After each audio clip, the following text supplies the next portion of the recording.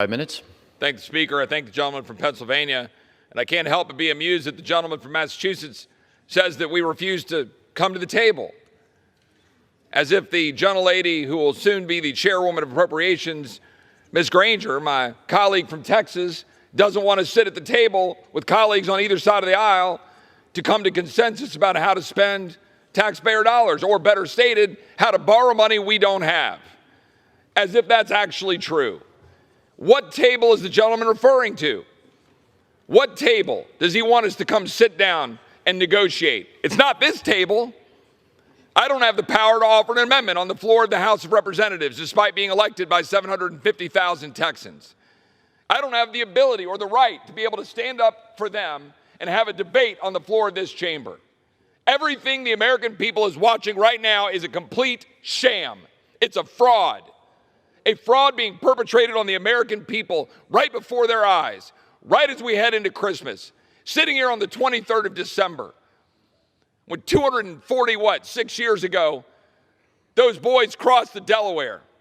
We were dealing with Valley Forge, or the boys in 1944 sitting in foxholes in Bastogne over Christmas. And we had 18 Republicans who joined with Democrats in the Senate, get on their fancy planes and go home, and we're sitting here trying to do the work of the people. Not spend money we don't have, not drive up more inflation, not have 7,500 earmarks for $16 billion for pet leftist projects across this country. What you see here on the floor of the House of Representatives should make everybody ashamed. The People's House. Not one amendment has been offered on the floor of this body since May of 2016 in open debate. The gentleman from Massachusetts dares to impugn the character of the Appropriations Chairwoman Kay Granger and those Republicans he says won't sit at the table, when in fact what you see here is a 4,100-page bill cooked up by a handful of people behind closed doors, brought before the Rules Committee with no ability to offer an amendment, no ability to debate, no actual discussion on the People's House floor. And my colleagues on the other side of the aisle know it. And we're spending money we don't have. Go home and sell your projects. Go home and talk about all the pork you're bringing home. But you're destroying the United States of America. Absolutely destroying this body. The American people did not send us here to do that. My colleagues on the other side of the aisle know that. My colleagues on the other side of the aisle know full well that this body is broken, but do not care. $45 billion to Ukraine. Have we had a full debate on Ukraine? Or did we take $45 billion of funding for Ukraine, package it on a $1.7 trillion bill, invite the president of Ukraine to address this body for theatrics heading out for Christmas in order to jam through a big spending Democrat priority bill that the American people resoundingly rejected in November? For 70 years, this body, when we've had a transfer of power in the Senate, we have not done this in a lame duck. Yet that's what my Democrat colleagues are doing.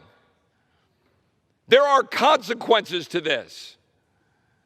You can't go out and talk about inflation and talk about what the American people are feeling right now when they're trying to fill up their tanks with gas. They're trying to have presents for their families. They're trying to pay their bills. And then come here and dump hundreds of billions of dollars into the economy while the Fed's raising interest rates and people can't afford to buy homes and they can't live, and say you're doing the people's work.